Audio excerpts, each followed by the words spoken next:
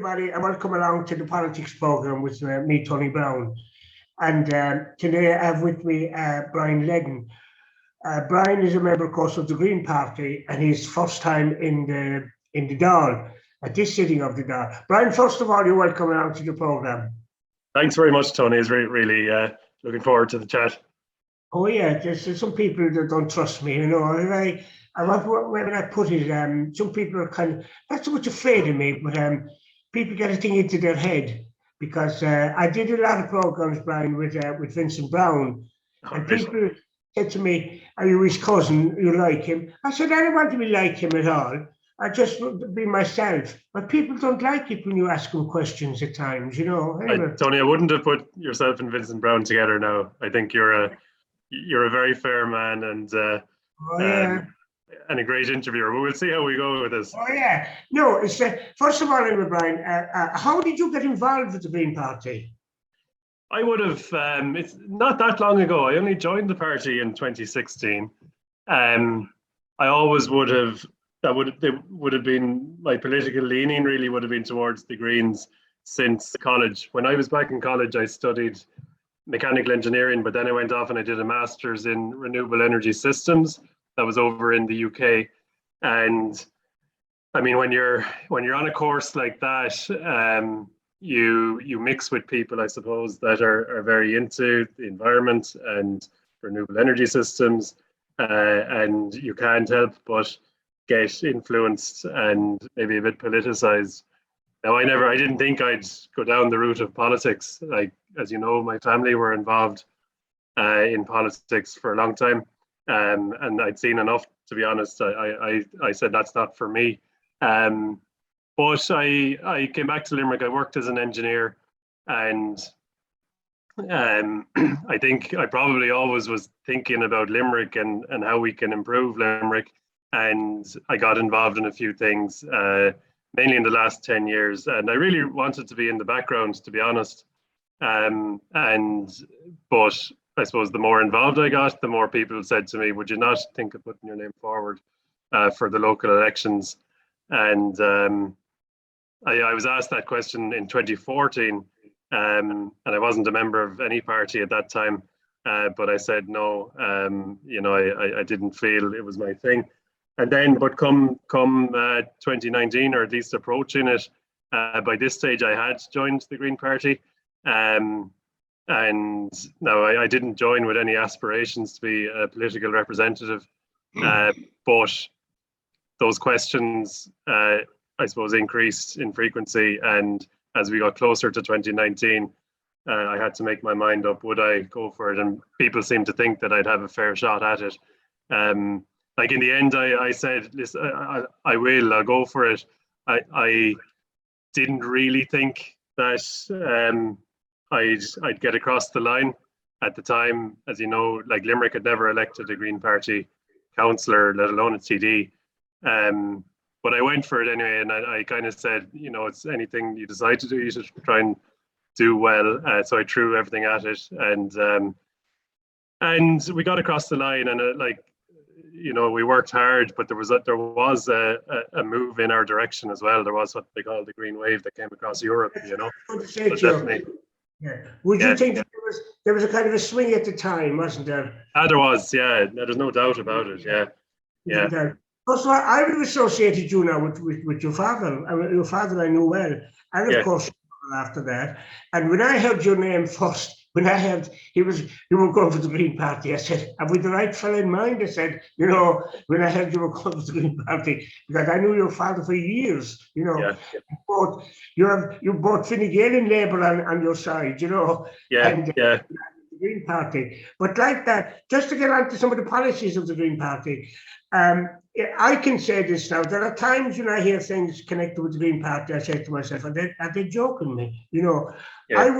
I suppose I would be a believer in some of the ideas that are there with the Green Party. But I do argue, I read a lot, as you probably know, through local history. And I know that one of the best books that was ever written in local history in Limerick was Lenin's History, published in 1866. And his footnotes are the greatest ever. that he gives. Now, and you might say, where am I going to in this? But he gives different things that happened in Limerick in various years, especially from about 1817 up to about 1855. And he gives the weather.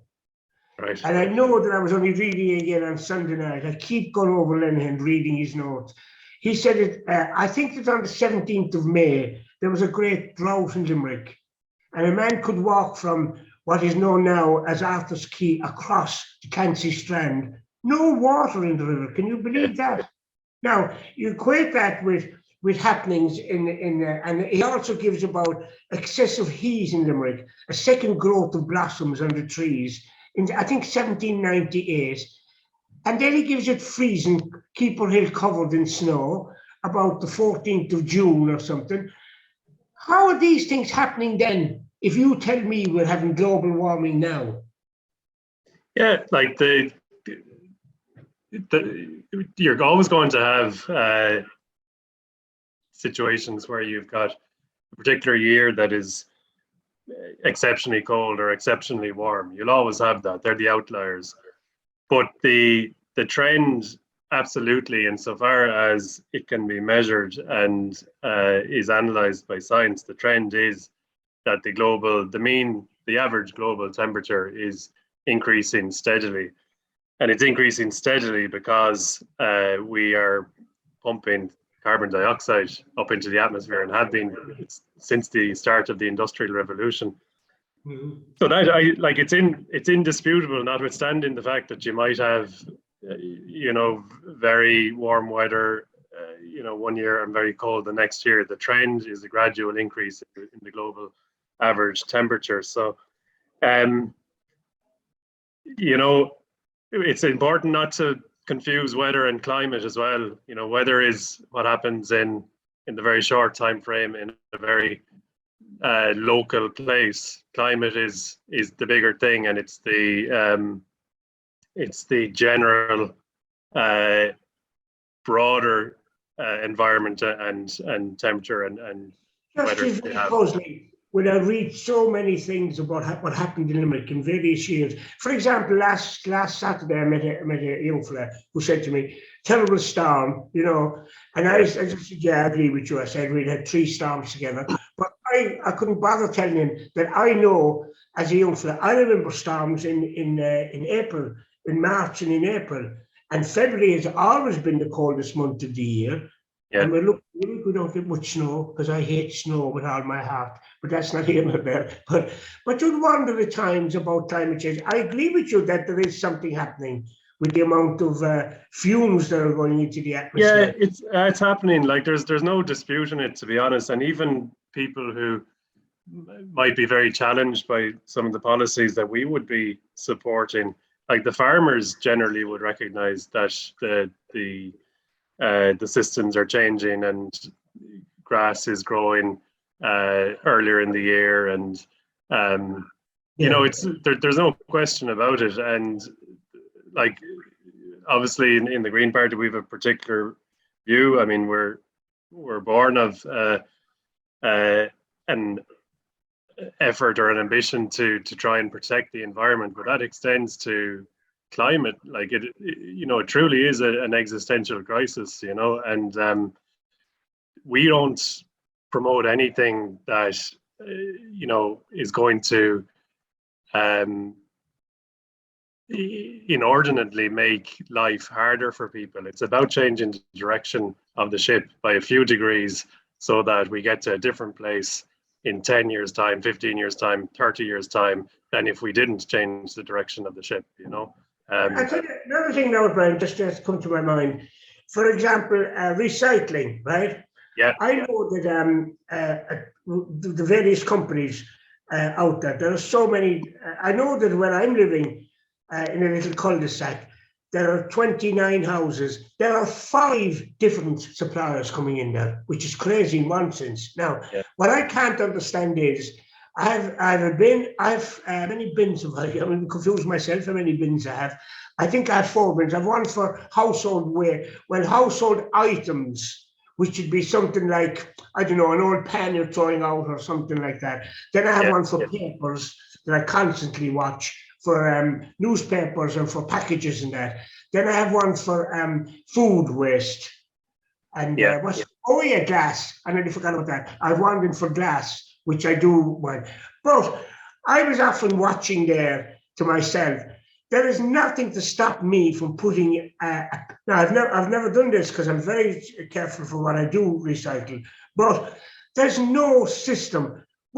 Surely there should be some system, or is it up to me, that if I put an old pan in with my household waste, that's just put onto the truck. I can't understand that. How is it? There's no regulation for that. Yeah, the effort in recycling is to get people in as much as possible to separate out the various forms of waste. Not everybody's going to be as diligent as you, Tony, but most people are. Most people are, believe it or not. And while there will always be people will be maybe not thinking and they won't separate things properly. Some people mightn't care. But on the whole, generally, like Ireland has good recycling rates and we're pretty good at it. I mean, it's only really in the last 15 years we've been doing it. But we're one of the better performers in Europe, actually, believe it or not.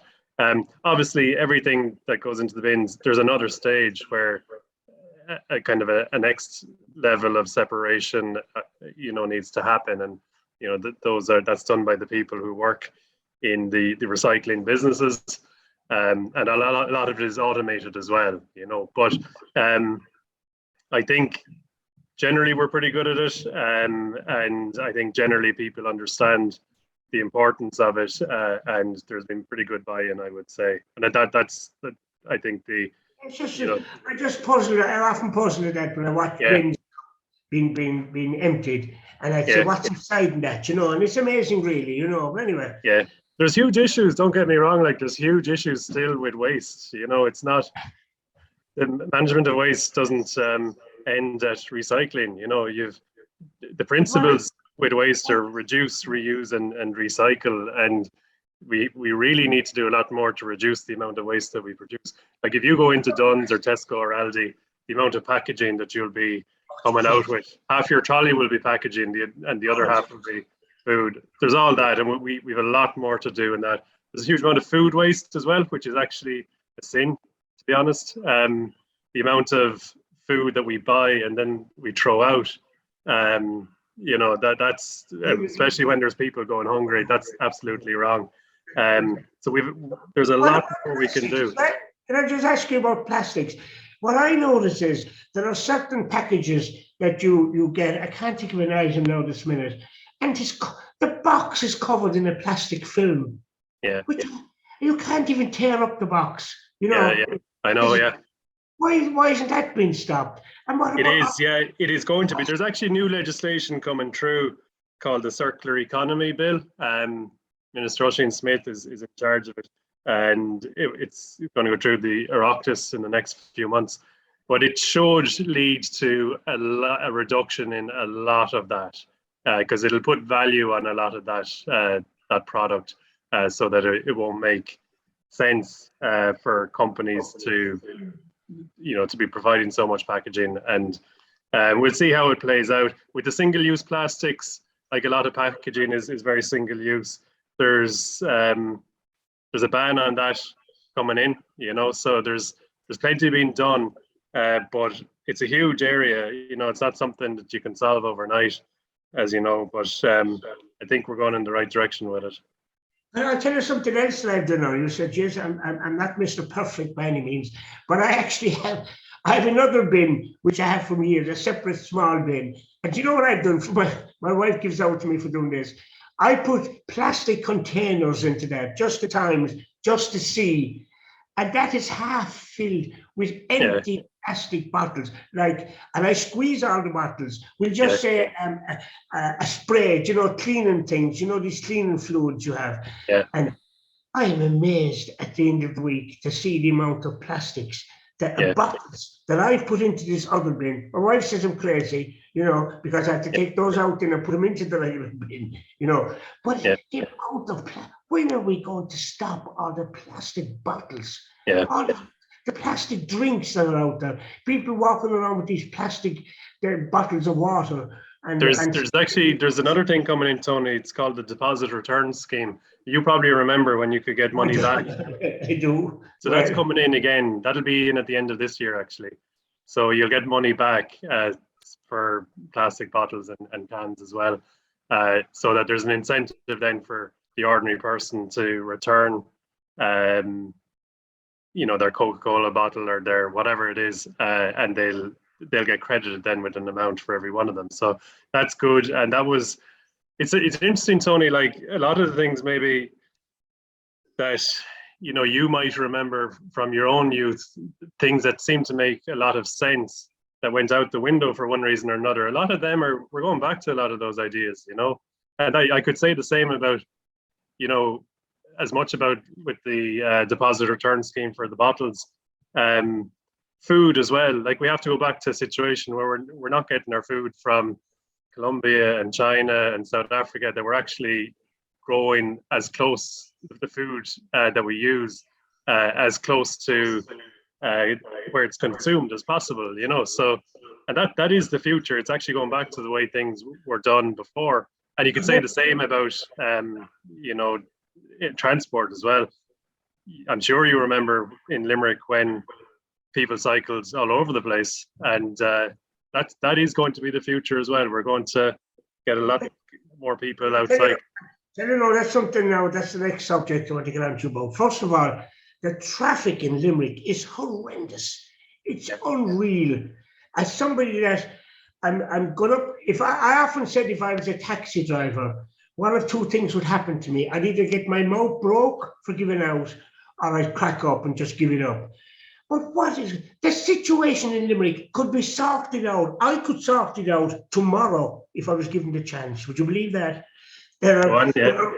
First of all, this rail system that I see proposed is madness. It will never happen. I do. I can't see the logic in it. I really can. That's for Limerick, right? Now, there are too many. Limerick is ideal for one-way systems.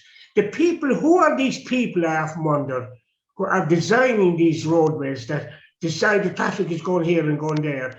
They're obviously not using it. Who are the consultants on this? I've seen in Limerick where you could, oh God, the parking in Limerick, non-parking and parking. People going out to the shopping centres because they can't get parking in town. The charges are too high anyway. There's people making a fortune off car parks. And well, I know it. I know who they are. Anyway, but why is there a better system of traffic? I mean, try going up William Street, for example. Yeah. And you're going up two lanes. Finally, you get some clown double parked, and nobody seems to move him. Nobody, and you have to drive around him. And I suppose, Tony, when if a city focuses, if its transport system is centered around people driving cars, then very quickly it's going to run into problems, because cars are very bad from a space efficiency point of view. Cars take up a lot of space.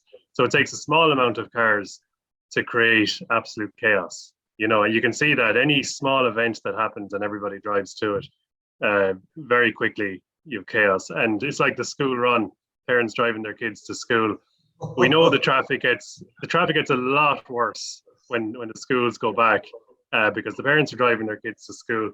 So the thing is, Tony, the way cities, if we want to move more people around our city, which we should, because that actually helps the city. It helps people get around. It helps business.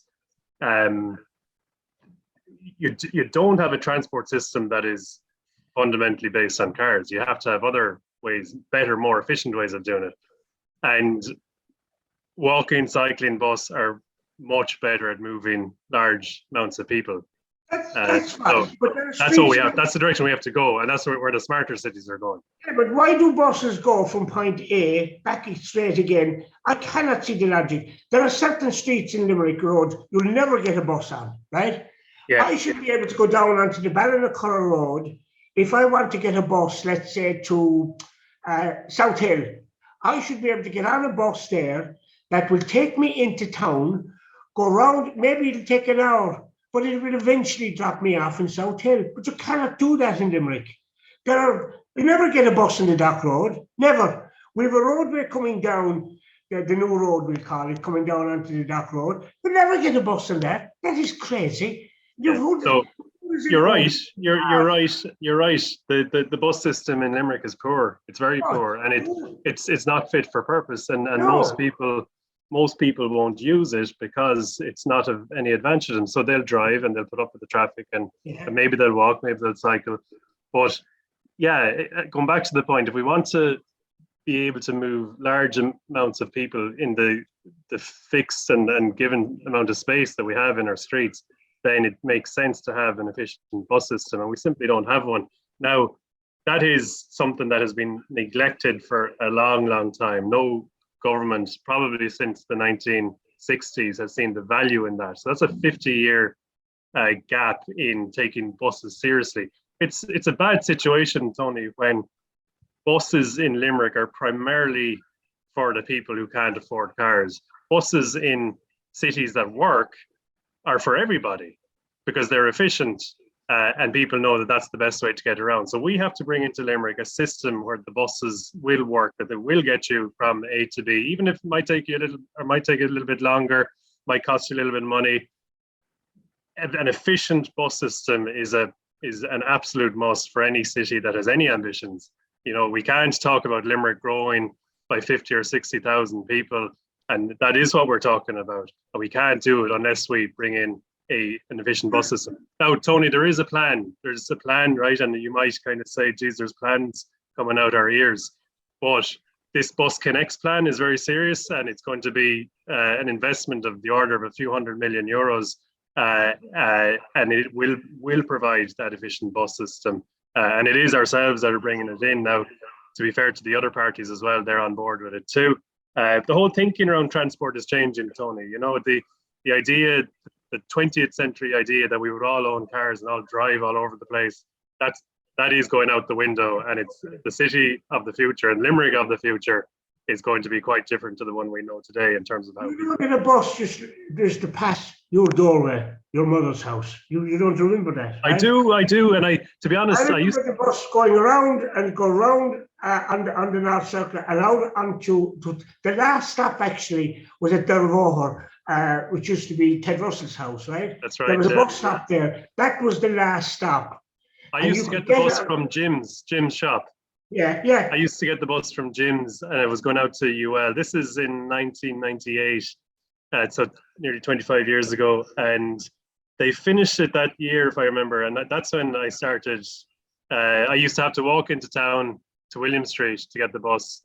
And that took so long. And then, to be honest, more often than not, the bus wasn't there, or I'd just arrive and it was just leaving or something. And that's actually when I started cycling. And I realized then that the bus system in Limerick really wasn't fit for purpose. I think it's improved a bit, but we've a long, long way to go. A long way to go. Cycle lanes.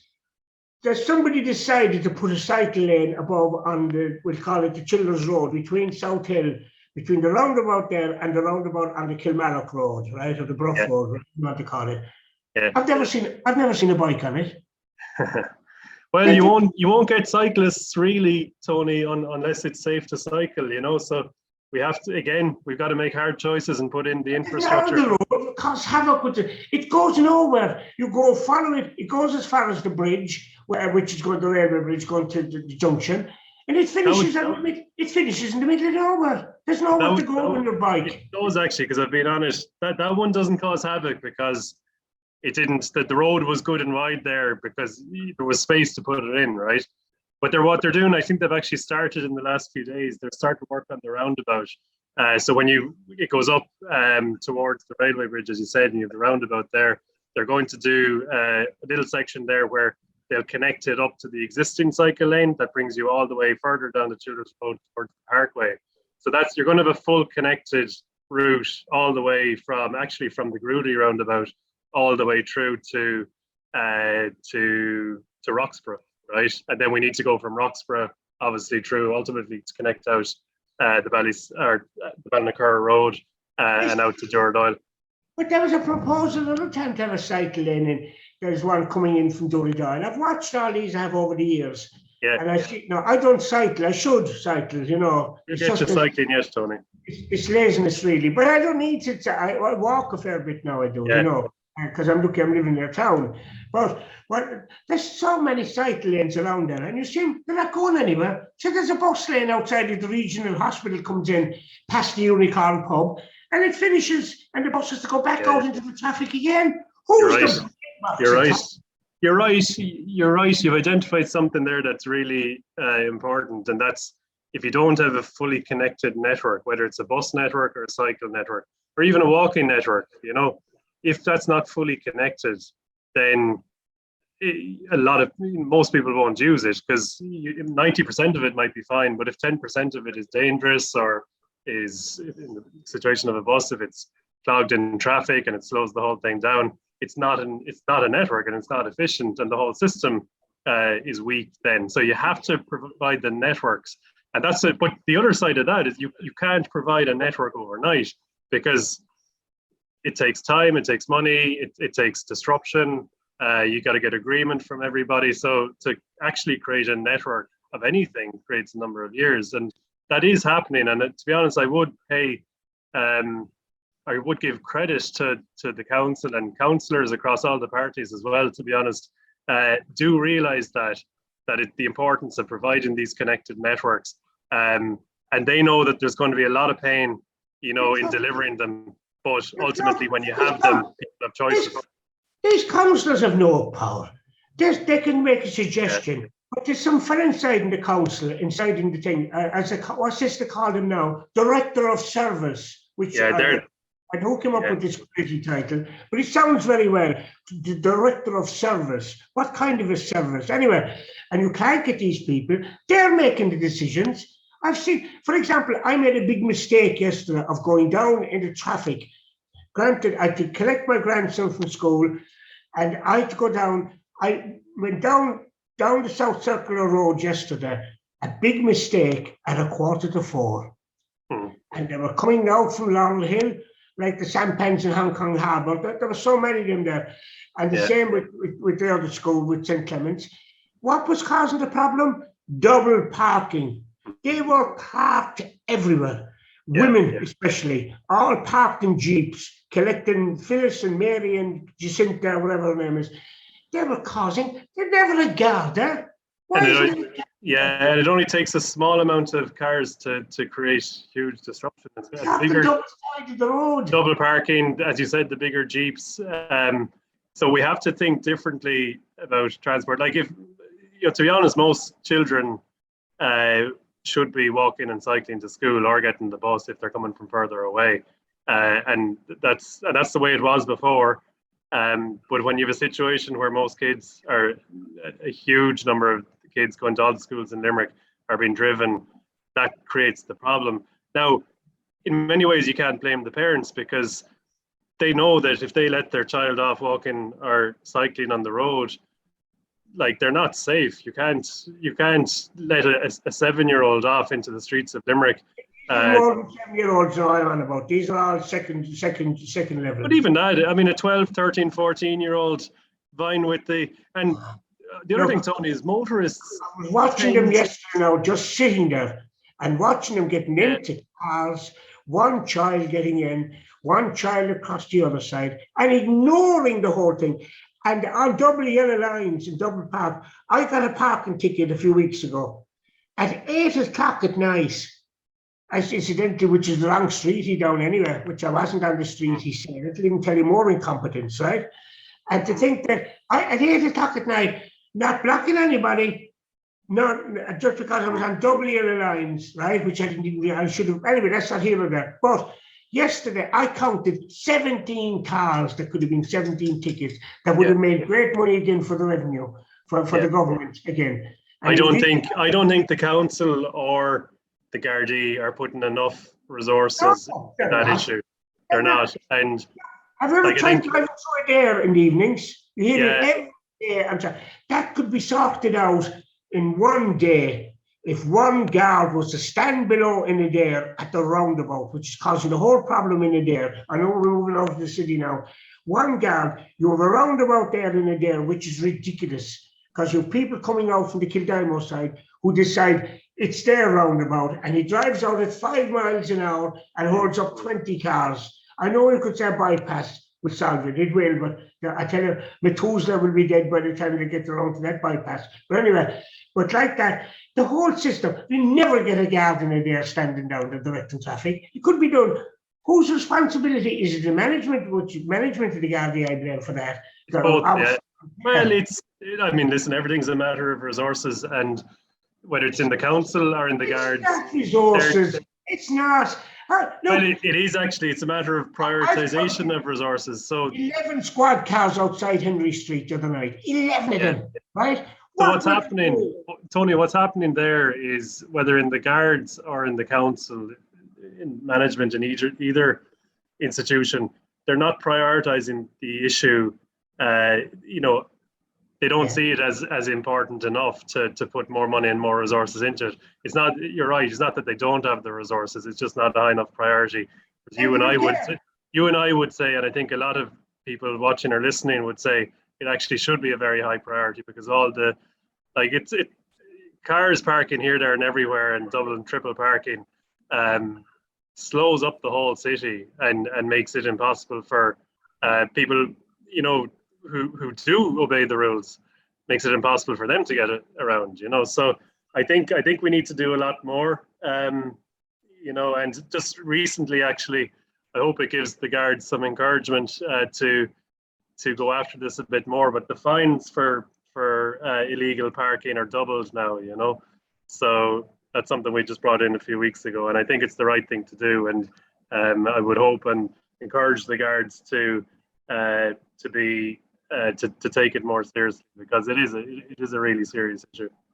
Yeah, but I get a ticket at 8 o'clock at night, not doing any damage to anybody, and still pass. You go up William Street now, or any time of the day or night, and I guarantee you'll find somebody in streets like that are main thoroughfare. Look at O'Connell Street. Who's the brain box that decided to put cobblestones down in the street? They're going to be at it. Only yesterday, I put down my window and I passed them out. Some of the guys are funny there. And I said to 2 guys yesterday, I said, hey, Christmas is coming. Oh, yeah, your man says, we'll probably still be here. Yeah. And O'Connell Street. It's taken a long time, isn't it? Yeah. There's 2 signposts. If you come up Patrick Street, there's one, the first sign you'll see telling you, get in lane, that the traffic is supposed to go up William Street, right? Then you move up and you see the next sign. And the other one, I can't think of the other one. It's different. It's a different sign up on the next one. So you have all the traffic coming up, and all the smart guys come up on the outside and try to get into that lane. That blocks the traffic coming up Sarsfield Street. You never get a guard there trying to do anything about it. No, the management of it, by the guards on a day-to-day basis, is important, and that isn't happening probably. But it comes back to, Tony, well, as I said, I don't think they're taking it seriously enough. But it comes back to, Tony, a city where everybody drives, and that's the only way you can get around, is a very inefficient city. You're going to get traffic problems very quickly.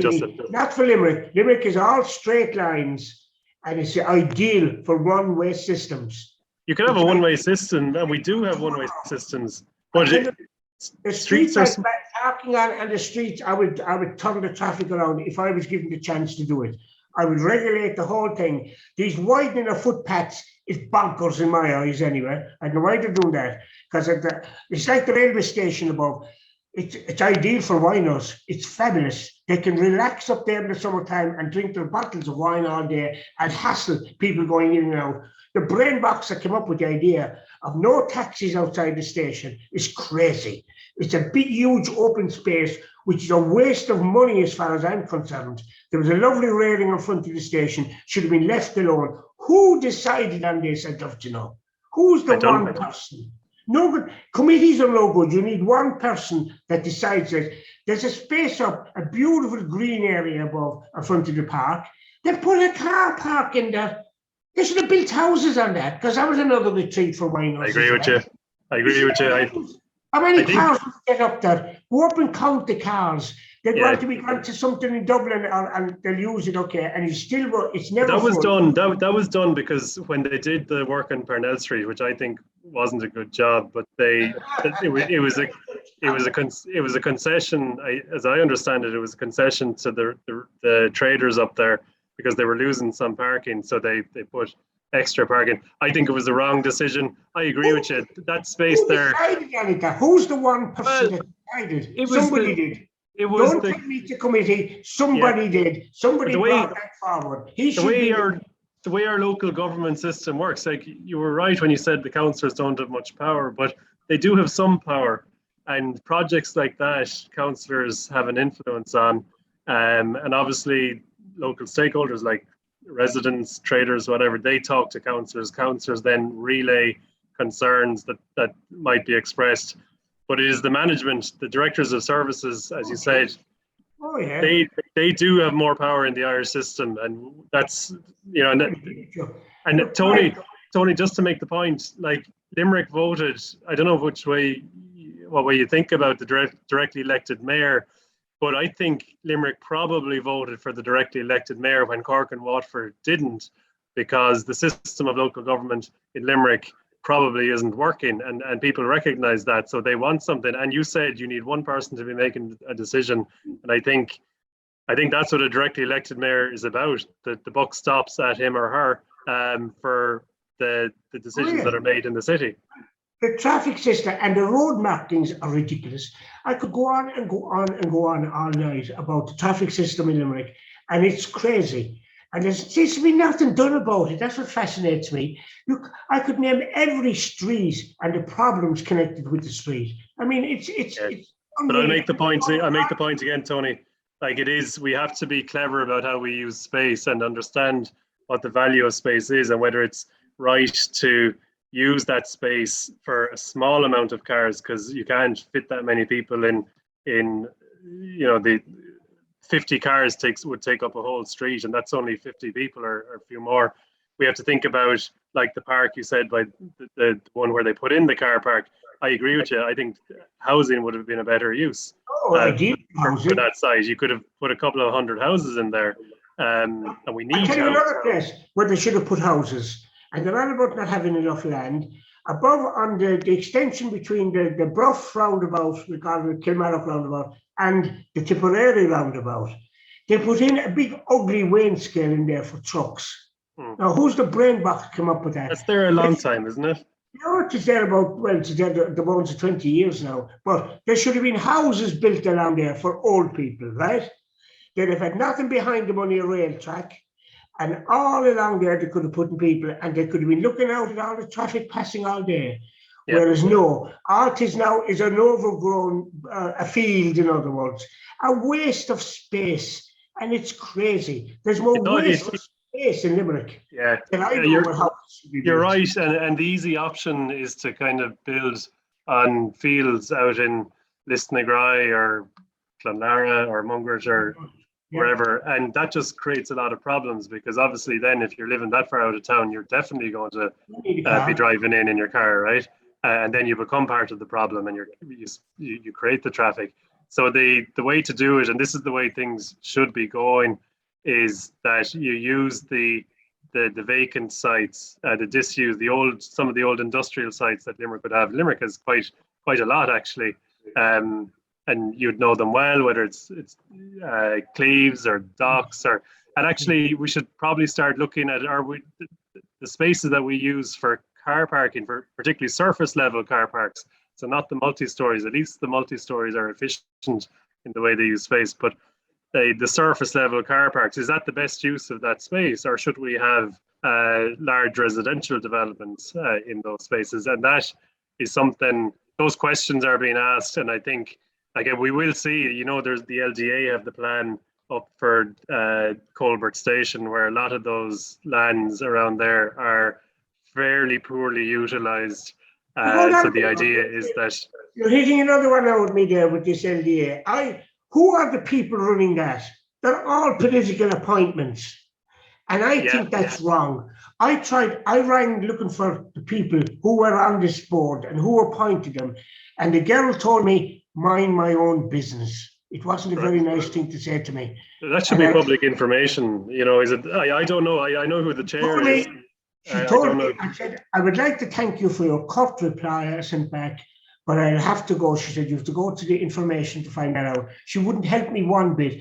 I said that there were political appointments, which I know they are, and I know the people involved in it, but I wanted her to give it to me, but she wouldn't. The whole system is wrong. It's like the corporation in Limerick. We've had managers coming into Limerick. We have a manager at the moment in Limerick now. And who appointed him? Who appointed the city manager we have now? So I think the current city manager he's the acting city manager as far as I know. Yeah. So they're going for exactly about 5 years. I think so. When the previous one left, the current one stepped in. He was the deputy at the time, and he stepped in, right? So I think just before Christmas they advertised for that job, and that process isn't finished yet. So I'm presuming that the incumbent has gone first, but I'm sure others will as well. Who appointed him? Who appointed him to that position? Well, he was the deputy, so he was appointed by the previous one, wasn't he? Yeah. So, but he wasn't. He didn't have full tenure. He is still, as far as I know, he's the acting city manager, and so we'll see what comes out of that. But then it comes back then to the directly elected mayor. Like it's, we do need. I'm afraid it will never happen, because the biggest excuse to have at the moment now, and I hope you don't use it, is because COVID. COVID covers a multitude. And you can say, I would have done that only for COVID. They forget that there were Zoom meetings going on. I've been to council meetings. As a matter of fact, I'm the only person sitting up in the gallery at council meetings. Would you believe that? And I think it should. The legislation hasn't gone through yet, but it should go through in the next couple of months, and I'd expect that there will be an election this year. That'd be my thinking on it. I wouldn't be holding my breath now for that, I'm afraid. For some of these. Will you go for it yourself? The mayor? Oh, I'd love it. But I could never see myself going around knocking on doors, because a lot of people, it isn't water they throw to me, to be boiled tar or something, some people put out the window at me. I could never see myself going around knocking on doors, but it's a job. Boy, would I love it. If it's only for historical reasons. But I tell you, they wouldn't stick with me at an hour, because there's so many things I would want done. Like you said, traffic. I do believe that the traffic system is unreal. This rail system, forget about it. It ain't going to happen. This opera you're talking to the wrong guy. I'm the guy who's put the rail plan on the map. You're talking to me. Where would you run the rail from? From where to where? Tell me. It's to use the existing lines that are there, Tony. So but they blocked up the line that was there. The biggest thing we ever missed was. We're going to open it up again. I remember when they're building Alcan, right? We're going back again now to the 70s. I remember being down the Dock Road and watching the train of cars that would come in at about 5:30 in the afternoon, right? And I remember saying to somebody, the biggest thing we had was there was a rail going right down to Alcan, a rail track. It was never used, never. Now what have they done? They blocked up the railway line over the Rathban, and just covered up the railway line. It's unreal. As a child, I come from that area, from Prospect, and we walked out the railway track, which we shouldn't be doing really, but nobody ever took any notice of the signs. We walked. Now you couldn't. It's like a forest. It's like something from the Sleeping Beauty. It's completely covered in with brambles. If you stand at the railway gates, or even passing in a car on that junction between Western and Rathban, and look out, the railway line is completely covered in. But they've blocked it on the railway. They've taken away the railway and covered them over. I mean, it's going to be open, Tony, in the next couple of years. I hope so. I don't believe so. And it's going to, there's all going well eventually. So it goes out, that line goes out to Foynes, as you know, and there's a spur off. There's a spur off to Mongret.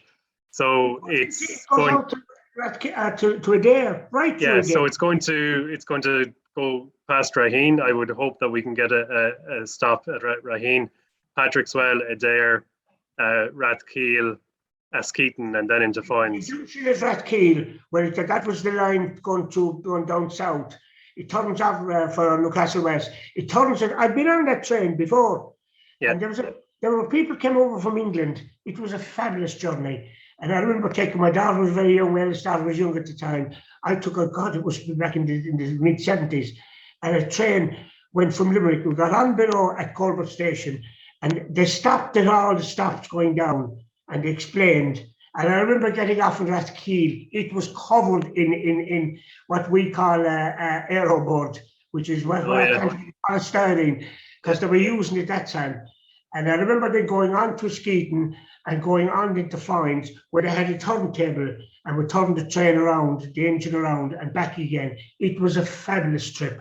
And but like that, it stopped at the stations, all the stops that the landlords had. You know, the Raven had his own stop. Oh, okay. In Patrickswell, was it? Or in Adair? At his Flynn outside in Patrickswell. You know, it's a pity, but that was we will, like, there is a plan there. You know, rail has been underfunded for 50 years. And again, it comes back to that whole thinking in transport. We got it wrong in the 1960s, and not just in Ireland, not just in Limerick, all over the world, they got it wrong. And that was to see cars as the best way. Somebody's grandfather, what was his name? I can't think of his name. That's right? Andrews, Todd Andrews. Todd Andrews was reputed to have said at a meeting. Now, whether it's one of these myths or not, he said, Ross have said at a meeting of CIE, as it was, how many people on the board came by train? And nobody did. They all drove in their own car. So he said, that's the answer, he said. Yeah. You got it wrong. You got it wrong. And we have to unravel some of those mistakes. And it does make sense for Limerick. If you build out that railway line, that's one of the easier ones to do, actually. Because it is. Well, the same with the Galway line. The Galway line is the only one that completely encircles the city. Yeah. It goes out on the Dublin Road, right across the Dublin Road, over into Corbally, and right out and services my Ross. Yeah, so we could very easily have a station at Parkway. We could have a station maybe at Corbally. It's a bit more difficult, but there's good reasons to put it there. My Ross, there should be one. Definitely one at my Ross. My Ross is actually a very exciting prospect because there's a lot of land around my Ross, you know, that can develop and should be developed. It'd be good for my Ross, for people living there, and it'd be good for the city as well. And we want to, like, that line, as you know, goes out to Cratloe and 6 Mile Bridge and up to Ennis. But we want to build a spur off that line going as far as Shannon Airport. So that'd be a new line, obviously, but the land is actually kept for that prospect. So that would be great. There's an employee of the corporation, which I won't go into now, but easy identified. He gets the train home every day to 6 Mile Bridge. I know that. Good on him. Yeah. A long time now he is. And I know he gets the train out, and he gets one in the morning as well, obviously. And the thing about trains, and this is true, Tony, because you know history better than most.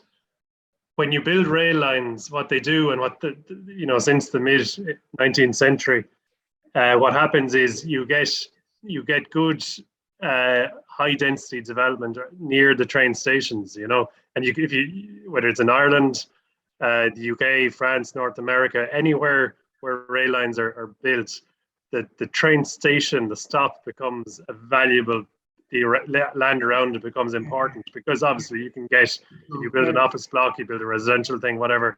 So what happens, and what will happen when we develop the rail system in Limerick, the places where the stops are will become developed at a much faster rate than the rest of the city. So that could be my Ross, it could be Duradoyle, it could be I think they've stopped it. They've done it. I should say they've done away with the stop in Castleconnell. I think I went on a train journey there. I did 2 years ago. It's still there. It's still there. Yeah, it's still there. The problem, the difficulty with that line is it's very slow, because you have a crossing every couple hundred meters. You know all the roads around Castleconnell, like they're crisscrossing the train tracks all the time, and the train can't go fast, because they're all. Most of them, I think, not all of them, are manned level crossings. So the speed limit of the train is something like 30 kilometers an hour. It's very slow. So the solution there is to have automated crossings, so that the train can go faster, and then it will actually be useful for people. I know, because I went down in that. They had a celebration in Castleconnell there about 3 years ago, I'd say, and it went out in an evening. And I think, as far as I know, it was free. Anyway, I took my grandchildren on that trip out, because they'd never been to Castleconnell on a train. and I was explaining to them where they were going, and that, you know, just used to go out to Castlecommon, and the train, I think, went up and turned, and then it turned, but he had to come back again for us in about an hour. It was great to go out to Castlecommon return, but actually didn't have to fabulous. Well, when I went canvassing in Castleconnell, we went by train, actually. I don't own a car, Tony. I got rid of my car, you know, so I just get around, mostly around Limerick by walking and bike, and if I need to go out to Raheen, I'll go by bus, and it's, you know, and I'll choose my times, you know, so that I don't. But that's fine, and you don't have to carry anything. You don't have to log. Yeah. No, I have. Yeah. No, there's. Come here, we're talking nearly an hour already, and I'll let you go in a second. But just before we finish up, so what is going to be done about the environment? I don't know. Plastics obviously is a big thing for me as well.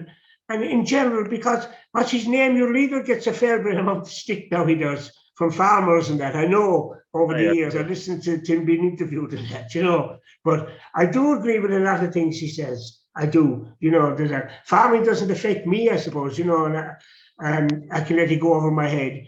But there are some things there, I can't think of this minute now. I should have notes prepared. Just on the farming, yeah, listen, it's a big challenge for Ireland, because the sector produces nearly 2/5 of all our greenhouse gas emissions. So we have to figure out, okay, how do we reduce that?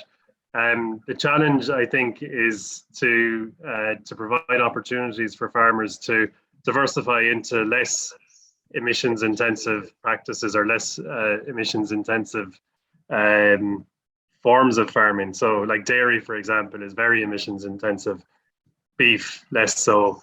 Tillage, less again, you know. So, and we have to create financial incentives so that it makes sense for the farmers to switch to those other ones. So that's the way forward, but it's not going to be easy. No one said it was going to be easy. I mean, there's a lot of farmers out there, I'm sure, there's wouldn't dream, couldn't into their thoughts to vote for the Green Party. But there's plenty of farmers in the Green Party too, you know. I'm just saying it. I can imagine the thoughts behind it, because when you think of Green Party, you think of, oh God, they're going to stop me driving my car. They're going to stop me doing this and doing that, and I won't be able to light the fire and something. There's a lot of rubbish, you know, if I can use that word. There's a lot of rubbish said about the Green Party, and you might say that I'm biased, but it's. You know, it's just people with their own agenda, and they influence other people who maybe don't know better, and you know, and you get these narratives developing that really aren't based on any kind of fact. Like, what the party wants to do is to create a society that is healthier and better and more prosperous for people. And sometimes it'll be hard decisions. Sometimes it'll be things that maybe aren't popular. But it's never about making life hard for people. It's always about making life better for people, certainly in the long run. I don't know, Brian. You agree? We live in hope. I'm afraid I'm like Doubting Thomas. There's some things that show me the wound and I'll believe. You know that it's difficult. You know, I know that and I understand that. It's just that there are so many things that irk me about Limerick. A city that I've never been out of, you know, only on holiday. And I mean, there's so much could be done for the city if the will was there to do it. And I really don't believe it is, you know. And the few things I've spoken about, just to, you know, say, I think the few things I've spoken about are quite exciting. You know, you might be skeptical about the rail. It will take a few years, no doubt about that. But I think in a few years' time, we live in a city that does have an excellent bus system, does have a connected network of cycleways and walkways, so that people don't have to be driving around the place or driving the kids to school, that will have the rail plan built out, and you'll have really good, exciting development around those train stations that are built. So, you know, I have to be optimistic. We've put a lot of these plans on the table. We got them into the National Development Plan. So a lot of these are the things that people have been saying, these should happen, this is what we need, and this is what we're doing. Yeah, because another one just comes to mind before we finish.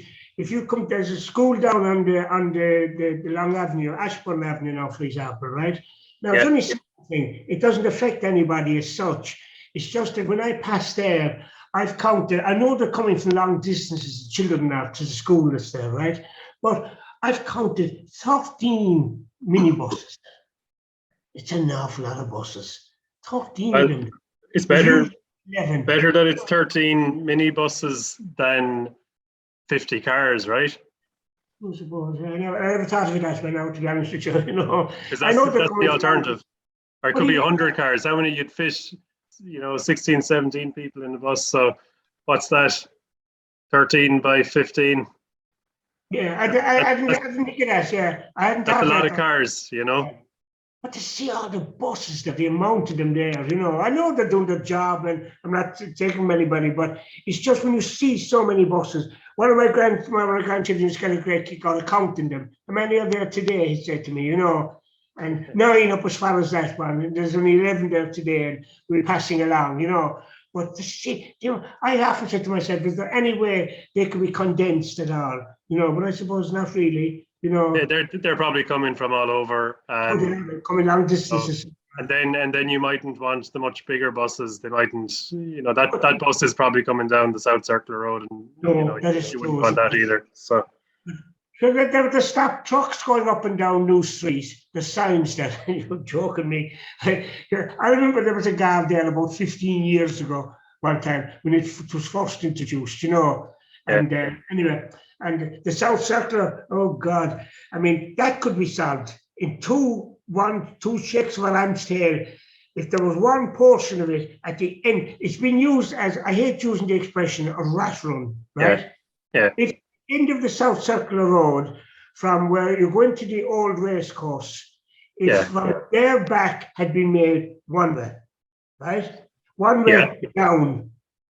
Yeah, or what you could do. All the cars coming in to affect me, for example, but I wouldn't mind that. Never go up Clanmaris Avenue. Clanmaris Avenue, Tony. Do you know where I'm talking about? I do. I do. Well. And you come through Clanmaris. Let's say you're coming from the North Circular Road side through Clanmaris Avenue down into Strandville Gardens, and you have the bollards across the way, right? Yeah. Now, that's not a rat run because you have the bollards across the way, right? That is true. And that means it's a really lovely place to live for anyone who's lucky enough to live there. Both of them make out over it, Yeah. So I'm old enough again to remember the people wanting that when they're building Strandville Gardens. If we had more of that in Limerick, to be honest, we'd create places. Yeah.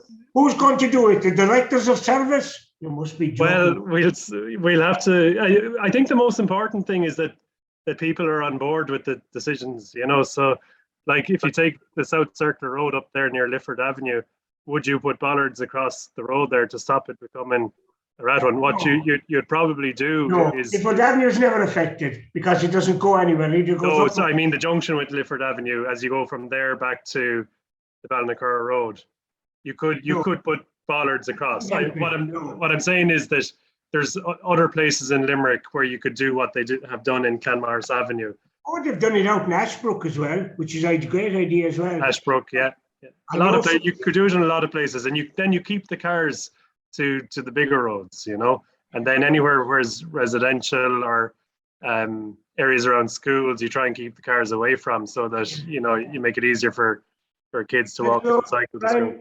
We live in hope, as I said. Live in hope. Yeah. Keep pushing. Can I thank you for coming on? At last, we got you on. Yeah, at last. You're the first of the chocolate dollars that I've had on, and I hope the rest of them will come on for me now. Happy to come on again, Tony, sometime. There's one or two chocolate dollars now, I'm afraid, it kind of avoiding me, But anyway, not to worry, We'll talk about that another time. Brian, can I thank you for coming on the politics program? And I should tell people again, you're Brian Leddin, and you're the TD for Green Party representative in Limerick. And when is the next election, by the way? The directly elected mayor this year. For the general election, for the election. Well, it can't be later than February 2025, is it? Yeah, 3 years. 3 years. I hope we haven't one of these calendars now you're flicking over. So long as ourselves and Fine Gael and Fianna Fáil stick together, like every day is a negotiation, Tony, I am. So, I never thought it would happen. We're going anywhere. Brian, look, can I thank you again for coming on, and we'll talk again some other time, okay? Thanks very much, Tony. Brian. Okay, good luck, Joe.